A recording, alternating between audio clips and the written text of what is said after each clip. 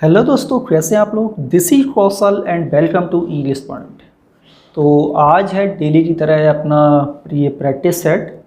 और आज के प्रैक्टिस सेट में डिफरेंट टाइप्स के आपको ऑब्जेक्टिव क्वेश्चंस मिलेंगे डिफरेंट टॉपिक्स पर। और इसी तरह की डेली क्लासेस अपनी चलती हैं, तो उन क्लासेस को देखने के लिए आप लोग चैनल को सब्सक्राइब जरूर कर लें। तो शुरू करते हैं क्लास को। और आज की क्लास में जितने भी सेंटेंस हैं उनका आपका टोटल स्कोर कितना हुआ है ये लास्ट में आप लोग कमेंट के माध्यम से ज़रूर बताइए। तो सबसे पहले लेते हैं सेंटेंस नंबर 1। सेंटेंस 1 है she dash to be a valid dancer when she dash up. दो जगह पर यहाँ पर वर्ब फिल करना है कि करेक्ट वर्ब यहाँ पर क्या होगी। पहला ऑप्शन है गो, ग्रो, गोइंग, ग्रोज, गोज या ग्रोज या इज गोइंग, ग्रोज। कौन सा ऑप्शन राइट होगा। तो यहाँ पर यदि हम सेंटेंस स्ट्रक्चर को भी ध्यान से देखेंगे ना तब भी आपको समझ में आ जाएगा। सी आपका क्या है, थर्ड पर्सन सिंगुलर है आपका सब्जेक्ट, पर्सनल प्रोनाउन है। प्रेजेंट इंडेफिनिट टेंस बनाएंगे तो वर्ब में एस या यस का प्रयोग किया जाएगा। सब्जेक्ट के बाद वर्ब में आईएनजी फॉर्म कोई स्ट्रक्चर आपका नहीं होता है, तो ये सेंटेंस भी आपका सही नहीं होगा।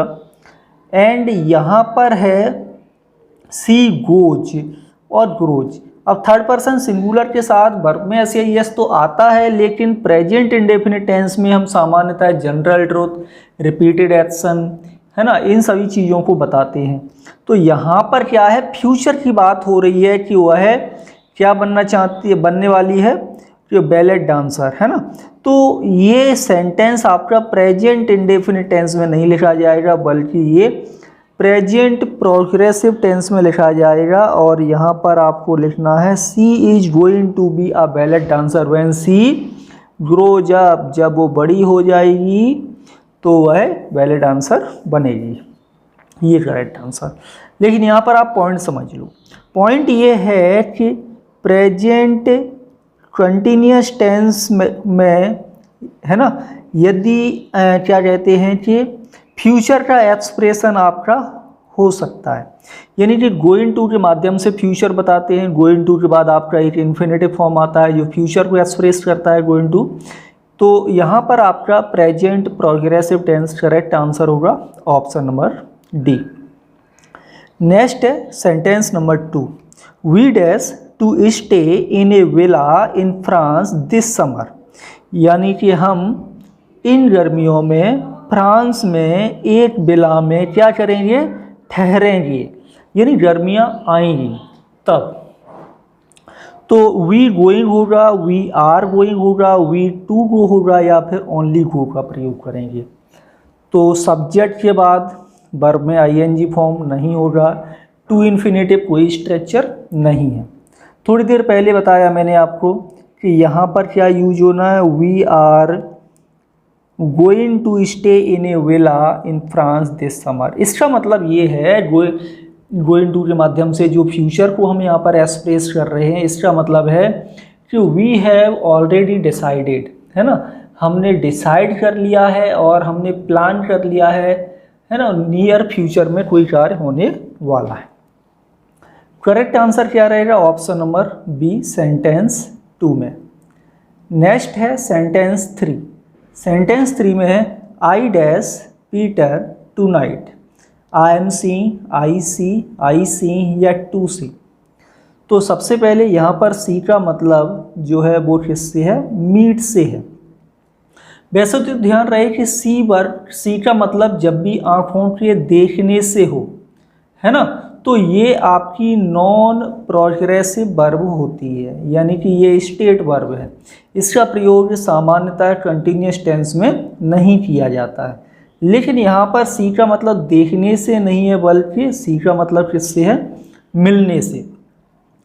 और यहाँ पर फ्यूचर को एक्सप्रेस कर रहे हैं हम प्रेजेंट कंटिन्यूस टेंस के माध्यम से। ध्यान रहे कि फ्यूचर का एक्सप्रेशन आता है। तो आई एम सीइंग पीटर टुनाइट का मतलब है I am meeting Peter tonight. ये है करेक्ट आंसर। तो सेंटेंस 3 में जो राइट आंसर रहेगा ये आपका ये रहेगा, ऑप्शन नंबर ए, सेंटेंस 3 का। नेक्स्ट देखें, सेंटेंस है आपका 4।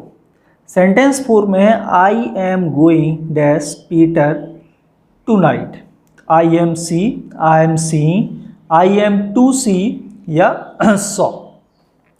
तो ध्यान रहे बी वर्ब जानते हो, बी वर्ब मतलब is, am, are, was verb. Be going, be के बाद यदि गोइंग का यूज हो रहा है तो बी गोइंग टू का पूरा यूज होता है। और इसके बाद आती है आपकी इन्फिनेटिव फॉर्म। इन्फिनेटिव का मतलब है वर्ब की फर्स्ट फॉर्म। इन्फिनेटिव का मतलब क्या होगा? वर्ब की फर्स्ट फॉर्म। तो यहाँ पे कौन सा आंसर राइट होगा? राइट आंसर होगा आपका option number C, I am going to see Peter tonight, यानी मैं आज रात पीटर से मिलूंगा। ये है आपका करेक्ट आंसर सेंटेंस 4 में। नेक्स्ट देखें, सेंटेंस है आपका 5।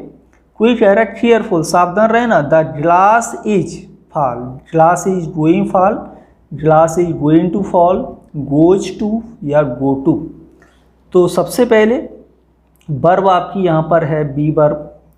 तो बी गोइंग के बाद यदि ये फॉल आपकी क्या इन्फिनेटिव फॉर्म है, लेकिन गोइंग के बाद आपको टू लगाना पड़ेगा, तो यहाँ पर टू नहीं है। करेक्ट आंसर क्या रहेगा सेंटेंस 5 में? सेंटेंस 5 में राइट आंसर होगा ऑप्शन नंबर बी कि the glass is going to fall, है ना, ग्लास गिरने वाला है। आंसर क्या है आपका? राइट आंसर है ऑप्शन नंबर बी सेंटेंस 5 का। सेंटेंस है 6, we dash to Paris this weekend, यानी हम इस वीकेंड को कहाँ जाएंगे? पेरिस जाएंगे। वी गोइंग या we go, we are going या वी टू गो। आंसर बताएं। Sentence 6 right answer. तो क्या होगा राइट आंसर? राइट आंसर होगा ऑप्शन नंबर सी कि we are going to Paris this weekend, यानी कि हम इस वीकेंड को पेरिस जाएंगे। ध्यान रहे, मैं कई बार बता चुका हूँ कई सारी क्लासेस में कि प्रेजेंट प्रोग्रेसिव टेंस के माध्यम से भी हम फ्यूचर को एक्सप्रेस करते हैं। अकेला विल या शैल से ही नहीं, कई सारे और भी तरीके हैं जिनके माध्यम से हम फ्यूचर का टाइम एक्सप्रेस करेंगे। सेंटेंस 7 देखिए, सेंटेंस 7 है Tom and Tim for lunch tomorrow, यानी कि टॉम और टिम लंच के लिए कल क्या करें? कल आएंगे। तो we Tom and Tim to coming, came या आर कमिंग। टुमारो है आपका पास्ट इंडेफिनिट नहीं बनेगा। सब्जेक्ट के बाद सीधा वर्ब में आईएनजी फॉर्म का कोई स्ट्रक्चर नहीं है, और सब्जेक्ट के बाद टू इन्फिनेटिव भी नहीं होगा। ये सब्जेक्ट के बाद टू इन्फिनेटिव आता है, लेकिन ये न्यूज़पेपर की हेडलाइन में बनता है जो फ्यूचर को एक्सप्रेस करती है। यहाँ पर राइट आंसर क्या होगा? तो यहाँ पर जो राइट आंसर है ये है आपका ऑप्शन नंबर डी कि Tom and Tim are coming for lunch tomorrow. ये है राइट आंसर सेंटेंस 7 में। नेक्स्ट देखिए, नेक्स्ट है सेंटेंस आपका 8। सेंटेंस नंबर 8 में है I am saving my money dash a CD player, यानी मैं पैसे को बचा रहा हूँ, अब मैं अपने पैसे को सेव कर रहा हूँ किसके लिए? इस सीडी प्लेयर खरीदने के लिए। टू बाई या बॉट, क्या लगाएंगे सेंटेंस 8 में? तो देखिए I am saving my money two by होगा। टू इन्फिनेटिव के माध्यम से हम पर्पज भी बताते हैं। तो यहाँ पर टू इन्फिनेटिव क्या बता रहा है आपको? पर्पज बता रहा है कि मैं सीडी प्लेयर खरीदने के लिए क्या कर रहा हूँ? अपना पैसा सेव कर रहा हूँ। तो करेक्ट आंसर है सेंटेंस 8 में ऑप्शन नंबर आपका बी। नेक्स्ट है सेंटेंस 9, एंड सेंटेंस 9 में है we are going to Paris dash a holiday.